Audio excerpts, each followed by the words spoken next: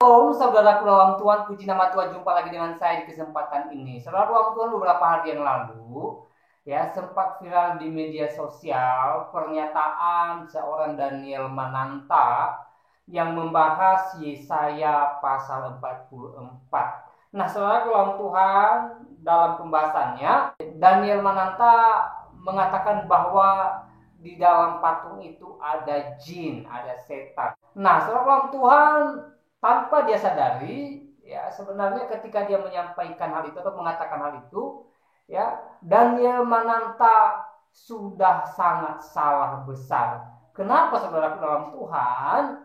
Ya, karena apa yang dia sampaikan dengan apa yang tertulis di dalam Yesaya pasal 44 ini ya, tidak sesuai. Nah, saudara dalam Tuhan, sebelum kita membongkar bersama apa yang menjadi kesalahan daripada pernyataan Daniel Mananta, mari kita kembali melihat cuplikan videonya yang berikut ini.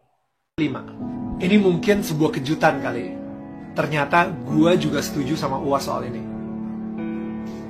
Bahwa kalau gue mungkin sebutnya ada unclean spirit, oke, di patung.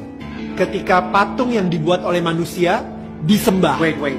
Sebelum lo mau komentar, lo harus baca dulu. Ini again buat orang-orang yang mengakui sebagai pengikut Yesus. Oke? Gue pengen kalian baca dulu Yesaya 44 ayat 13 sampai 20. Baru lo bisa komentar di bawah. Oke? Lo harus baca itu dulu, baru lo bisa komentar. Sebelum lo baca itu, jangan komentar dulu. Oke? Ini gue pengen ngomong kepada umat Nasrani ya. Ini tercatat di buku sejarah. Nebukadnezar itu penasaran banget seperti apa sih bentuk atau wajah dari Tuhannya bangsa Israel. Sehingga dia dengan beraninya itu masuk ke satu ruangan yang ini ruangan yang paling suci di situ. The Holy of the Holies. Ya, yang kadang-kadang kalau misalnya di perjanjian lama itu sering banget orang gak sengaja masuk, meninggal langsung. Kalau misalnya dia tidak menyucikan diri dia sendiri atau menyembelih kurban gitu. Raja Nebukadnezar saat itu dengan sangat kurang ajar, dia masuk ke dalam ruangan tersebut, Holy of Holies. Apa yang dia lihat? Apa yang dia temukan? Tabernakel, di atasnya ada kayak malaikat cherubim, dan habis itu malaikat cherubim itu ada dua, ngejagain apa? Ngejagain siapa? Dia ngelihat kiri kanan, mana bentuk muka atau bentuk tubuh Tuhannya bangsa Israel ini. Mana? Dia nyari-nyari, gak ada sama sekali. Dan itu dia kenapa Tuhan marah banget kalau misalnya dia dibentuk sebagai patung, dia dibentuk sebagai berhala. Sekali lagi, coba baca Yesaya 44 ayat 13 sampai 20. Di situ Tuhan sendiri sampai bilang gitu kalau ini kayu yang lu gunakan untuk membuat patung yang cantik, yang indah, yang ganteng, dan patung yang sama lu gunakan buat masak, buat bakar kayu untuk menghangatkan badan lo. Dan abis itu patung yang sama yang lu gunakan tiba-tiba lu sembah-sembah. Itu bodoh. Again, bukan gue yang ngomong. Yesaya 44 ayat 13 sampai 20. Right? Jadi di situ gue setuju kalau misalnya ada unclean spirit di patung. Oke? Itu dia 5 hal yang gue setuju dengan UAS di pembicaraan kita. Kalau misalnya lu nggak tahu apa yang gue lagi ngomongin, nonton di channel YouTube Daniel Mananta Network, nonton obrolan kita, dan kasih komentar juga ke kita ya. Tell me what you guys think. Gue di sini pengen ngasih tahu ke kalian bahwa inilah Indonesia. Inilah cara kita bertetangga. Mungkin kita nggak bisa memilih siapa tetangga kita, tapi kita bisa memilih bagaimana kita memperlakukan tetangga kita. So, guys, I hope you like our interview and keep be a blessing to other people and keep be a blessing to your neighbor. Baik, saudara dalam Tuhan, itu cuplikan videonya. Dan jelas di sana Daniel Mananta mengatakan bahwa dia setuju dengan UAS bahwa di dalam patung itu ada jin, ya. Saudara Tuhan, ketika dia berbicara jin, sebenarnya dia sudah sangat salah besar.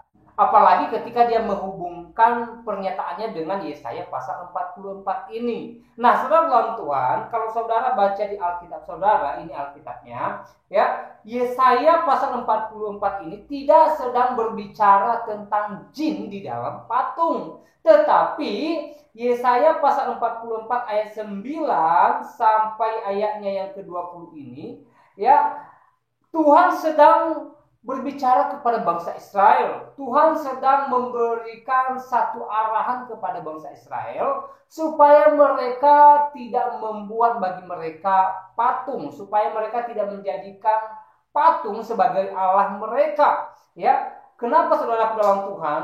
Karena menjadikan patung sebagai Allah merupakan hal yang sia-sia, dan itu dibahas dalam Yesaya pasal 44 ayat 9 sampai 20 ini. Jadi ayat ini tidak sama sekali berbicara mengenai jin di dalam patung, tidak, ya. Tetapi sekali lagi bahwa Tuhan sedang menyampaikan kepada bangsa Israel supaya mereka menyembah Allah yang benar saja, ya, supaya mereka tidak membuat bagi mereka patung sebagai Allah mereka, ya. Itu hanya kesia-siaan belaka, kata firman Tuhan dalam Yesaya pasal 44 ini, ya. Dan ini yang menjadi kesalahan Daniel ketika dia membahas atau menafsir ayat ini. Ya, sekali lagi ayat ini tidak sedang berbicara mengenai jin di dalam patung, tidak, saudara dalam Tuhan.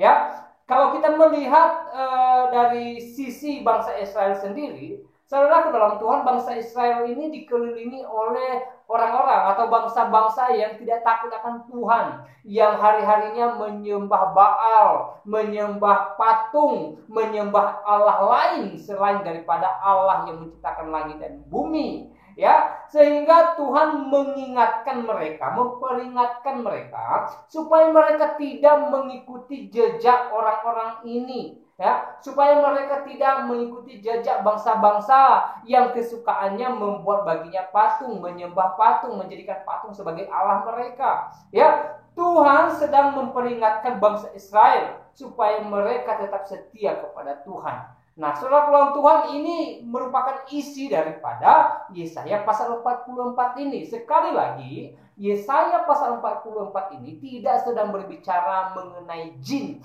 di dalam patung seperti yang disampaikan oleh Daniel Mananta. Nah, saudara dalam Tuhan, dari sini saja Daniel Mananta sudah sangat salah dalam penafsiran, sehingga apa yang dia ucapkan di media sosial, ya, menjadi kontroversi. Bahkan banyak orang yang mengecamnya atas pernyataannya, ya, seakan-akan orang Kristen menyembah patung, menyembah berhala, karena dia sampaikan itu kepada Nasrani, ya, kepada umat Kristen. Sekali lagi, orang Kristen tidak menyembah patung, ya, tidak, saudara Tuhan. Kalaupun di dalam gereja misalnya ada patung, ada ukiran-ukiran, ya, saya katakan itu hanya berupa seni, hanya berupa suatu keindahan, ya. Dan seandainya ada salib di dalam gereja atau di dalam rumah orang Kristen misalnya, saudara dalam Tuhan, itu hanya merupakan seni dan juga merupakan simbol, ya, yang terus mengingatkan kita supaya kita mengingat betapa besarnya cinta kasih Kristus yang telah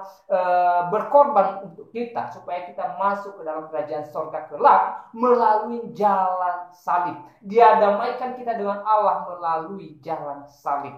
Jadi kalau ada patung Yesus misalnya, ada salib di rumah atau di gereja, sekali lagi itu hanya berupa seni dan juga hanya merupakan simbol. Tapi ingat, Kristen tidak pernah menyembah yang namanya patung, tidak sama sekali. Ya, Kristen hanya menyembah kepada Allah yang hidup, Allah yang benar, yang menciptakan langit dan bumi, yang telah datang ke dunia ini menyelamatkan kita sebagai umat pilihan Tuhan, ya, dan yang akan membawa kita ke dalam surga kelak ketika kita meninggalkan dunia yang fana ini. Nah, saudara Tuhan, sekali lagi, ya, inilah satu poin kesalahan daripada Daniel Mananta. ya, dan kiranya penjelasan yang singkat ini memberkati kita, menguatkan kita, membuat kita semakin mengerti akan firman Tuhan. Saya tidak panjang lebar menyampaikan pesan, kiranya pesan ini memberkati kita dan Tuhan Yesus memberkati kita semua. Shalom.